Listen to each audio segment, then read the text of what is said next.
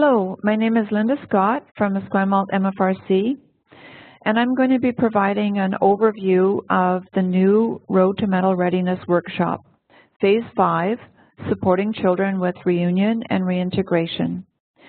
So please see the facilitator manual for more details about preparation, presentation, and resources. This workshop blends together materials from Kids Have Stress Too, a program of the Psychology Foundation of Canada, with R2MR, so that families can all use the same language in building resilience.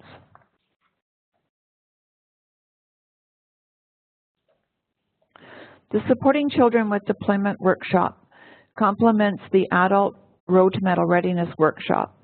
So as you go through the 18 slides with participants, it's not necessary to read all the words on all the slides. You can highlight one or two key points in each slide, summarize or paraphrase. So to illustrate, you could say for the first one, I hope that you'll gain an understanding of deployment from the perspective of each family member and tools you can use during the reunion. And to get participants engaged from the beginning, ask them to introduce themselves and the age of their children, and what do you want to make sure that we cover? And just write their responses on a flip chart.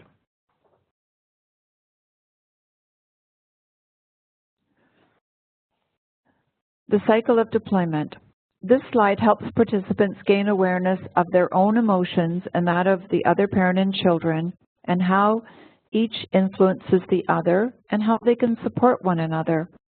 Some parents might be familiar with this slide from Phase 3, and I should have mentioned that, you know, find out from the beginning when you're doing that first exercise with people, you know, how many people have taken R2MR before, how many people came to the Phase 3, so that you get a sense of your audience, your participants, and what their understanding is of the concepts you're going to be presenting.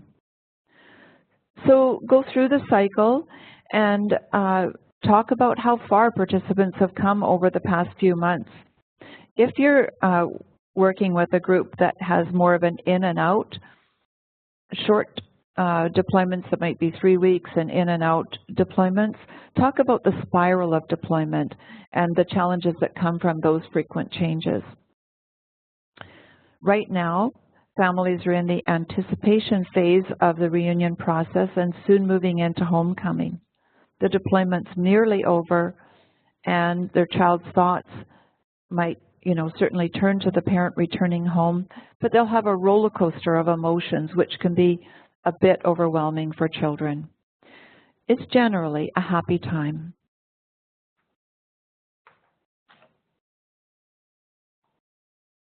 Preparing for Reunion, Part 1. It's called Part 1 because there are actually two parts to this that are both interactive, and this is the preparation phase as you prepare for the reunion. It gets participants interacting early and helps them gain an understanding of their child's perspective. You can say, take a moment to talk with the person beside you about what's happening for your child right now, something you're comfortable with sharing. Give the group about 5 minutes to talk with each other and ask them if they'd like to share a few comments. And you could note a few of these on the flip chart to post on the wall. Highlight some age differences or individual differences. And state that during the workshop we'll be talking about reactions to the reunion and reintegration and strategies to help the child's and parents' experience be eased. Acknowledge any special circumstances that come up, a child with extra support needs, or some big change that may have happened during the deployment, perhaps a child that has difficulty adjusting to change. In this slide, you can review the mental health continuum or explain it, again, depending on your group. Check to see whether people are familiar with it, and hand out the fold-out copies of R2MR. You know, if they do have them, they probably don't have them with them, and it can be a good reminder. Say that you're going to be applying it to parents and children. And if people did do this exercise and remember it from Phase 3, Ask them what they've learned during the deployment or how it worked for them applying it. That can be a good basis for your workshop. Parents know what behaviors are typical for their child's age and temperament. To learn to manage stress, we need to be able to recognize the feelings and behaviors that we have when we're stressed. They're cues that let us know we need to change what we're doing. So if you're in the yellow phase, a child might be having difficulty following routines. It might be really hard to get the child to bed. They're so excited about the homecoming. The parent at this point, after a long deployment, might be feeling overwhelmed, and they don't even feel like following through with a routine. Break the participants into groups again and ask, what does it look like for your child and for you when you're in these phases of the continuum? Use the flip charts to create lists. In the debrief, look for descriptors of feelings and behavior and help to place them along the range using colored pens on a whiteboard or flip chart, or again, having people stand up and stand along a mental health continuum along the floor.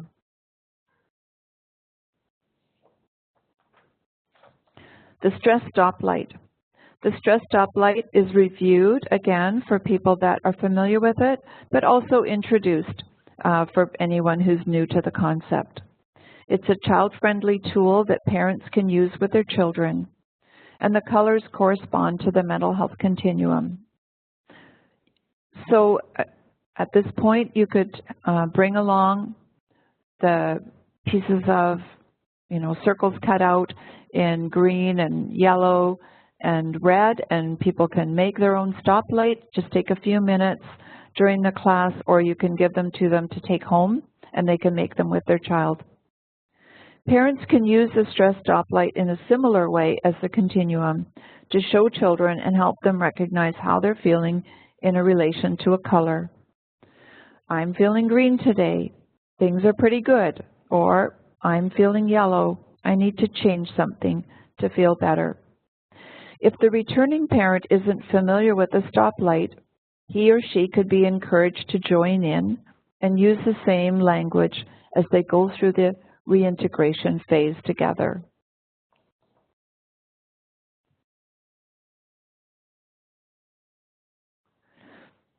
The 4 tools. This section draws another parallel to R2MR training to help families all use the same tools. Check with participants to see whether they've been using these strategies. If not, you'll need to spend a bit more time on the review. And you can see the Phase 3 workshop for some examples and of the 4 areas. But as you go through this slide with participants, show the parallel to the R2MR briefing with the big 4 tools: goal setting, visualization, self-talk and negative self-talk, and deep breathing. Children can learn to use these strategies to relieve stress. And imagine the difference if a child starts using these when they're just very young. And you do see children certainly doing things like take a breath. And parents will often use that with children when a child's upset, like, okay, take a breath. And the parents will then feel comfortable with using these kinds of strategies.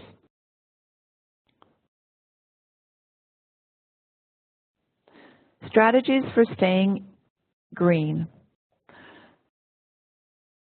Again, you'll either be introducing it or reviewing it, but this activity is a key part of the workshop. It helps to show how family members affect each other when they're in the green or the yellow, bringing together the images of the mental health continuum and the stress stoplight. Give an example as you show how the green of the stoplight intersects with the green of the mental health continuum. You might, for example, say, you know you're all in the green when you're happily sharing ideas for what you'll do in the days following the reunion. You might be planning activities, a day at the beach or in the park, and that would help you to know that you're all in the green right now. This activity helps to normalize typical feelings that parents and children have when they're in the yellow, and it also supports strategies that participants can use and helps them know when they need to get support. Again, in this phase 5, you're going to take some time for individual self-reflection, give participants a handout, and they'll identify their own strategies. And then ask for a few, if people are willing to share, to put on the whiteboard or the flip charts. For example, when you're feeling stressed, take a moment for yourself and breathe. Step outside and breathe the fresh air. If you have a baby, make sure your baby's safe and put the crying baby in the crib for a minute and just stand on the entrance of the doorway and breathe the fresh night air, and it might help you to feel that you can calm yourself. All parents experience moments that are challenging. It's important to have a range of strategies to try. Preventative strategies like getting enough sleep the night before reunion, and in-the-moment strategies for the day of the reunion and the days that follow. As you start going through the individual age groups, refer to the initial check-in with the group. What are the ages of the children with this group? Does it cover all ages? Or did you find out that it's mostly preschool and school age? You can tailor the next 5 slides to your group. With each slide, offer an example that came up through the group or an example you can provide. For example, when you're talking about infants, you might say, use job shadowing to help for the returning parent to job shadow the parent who's at home and reconnect through daily routines. If your group represents all ages, invite participants to recall what it was like for them when their children were younger, or anticipate what it might be like for them when they're growing up in a military family. When you break into discussion groups later, families can support each other in sharing strategies that have worked for them. And the slides on different age groups help provide insight into what their friends might be experiencing right now. We can better support each other when we have a greater understanding.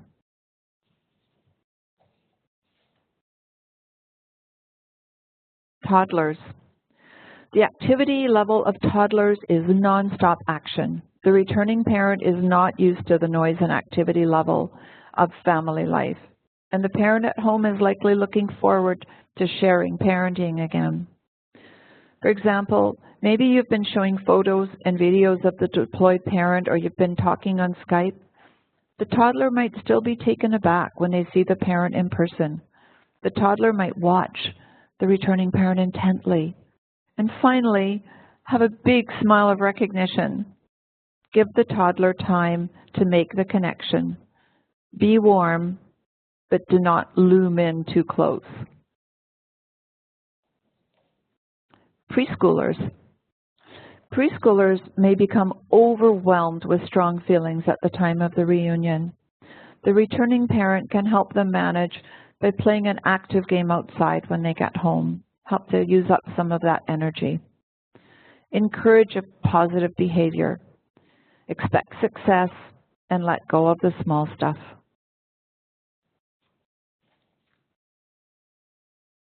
School age. You can give an example like the deployed parent may have given their child some responsibilities before they left.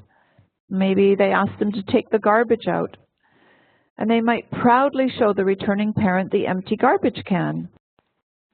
The parent could feel puzzled, but then remember it's a big deal for your child. Offer thanks to them for following through. You're helping your child at this time to develop a sense of competence.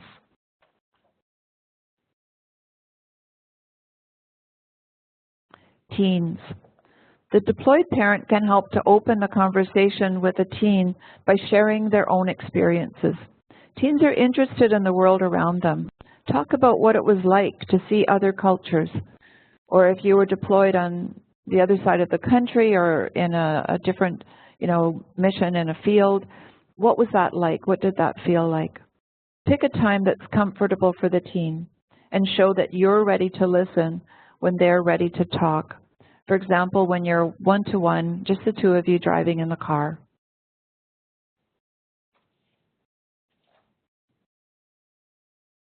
Parenting as a team. Parenting as a team is the heart of this workshop. Parents join in parenting together again, and that will take time. It'll take a lot of patience, communication, and loving support to each other in their parenting roles. Take some time to talk with the group and provide examples to help parents think about their parenting style and their parents and their partner's parenting style. So you can ask, has the at-home parent style changed during the deployment? If the parent at home was more permissive about some things and the parent away had strict rules, for example, bedtime, has their style changed to include things now that they're now more strict about? How can you and your partner work together and support each other in parenting? What's the difference between chiming in, so all of a sudden there are two parents looming over the child saying, it's time to clean up your room, or offering support to the other parent, maybe talking to the other parent later and saying why you step back and let them handle that situation and that you support them in following through with the child. And how could parents undermine each other? Discuss these topics with the group and ask for examples to illustrate. You hand out an individual worksheet at this point, parenting as a team, and the parent goes through it to think about if there are any new rules and what ways are they similar and different than the other parent. Parents are often, there's one area that they might be more permissive about or have more strict rules about, and another area that it doesn't bother them. They're easy about noise level, for example. Help them to work out what these are, because these will be the sticking points when they get back together again. Preparing for reunion, part 2. Again, you're going to have a group activity here, and take 10 or 15 minutes with the group and give them a chance to talk about what was the best thing about this deployment. Help them to develop lists of things that went really well during the deployment, because they may be worried right now about how the reunion's going to go. So generating a lot of ideas about the great things that happened during the deployment can be something that they can use to build on to see their strengths when they're addressing the concerns. But you also want to bring out what the concerns are. And then at the end, review the key points and debrief.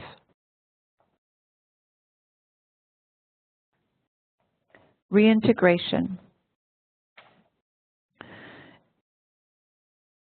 When you talk with the parents at this point, you say, your child has grown, faced challenges, and may have discovered new interests or made new friends. Your child might be more independent now. The returning parent may also have changed because of challenges or opportunities during the deployment, and the parent at home has changed as well. You all have to change your usual routines when you get back together. These adjustments need to be renegotiated as you settle back in. It's important to be patient, to take time and share with each other your experiences, and think about how it's going to affect your life together.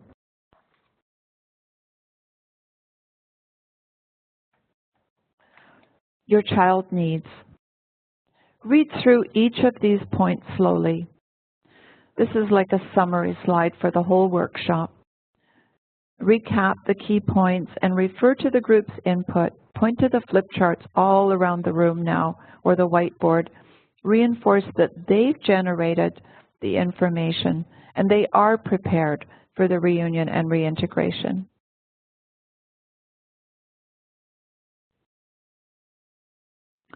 Resources for support. As you go through the resources for support, again, mention any special circumstances that might have come up. during the workshop and offer to talk with people after the workshop if they'd prefer, or encourage them to connect with each other. Bring along a lot of community resources to put out on display, and also let them know about any of your special programs and services that might be coming up through the MFRC. Thank you.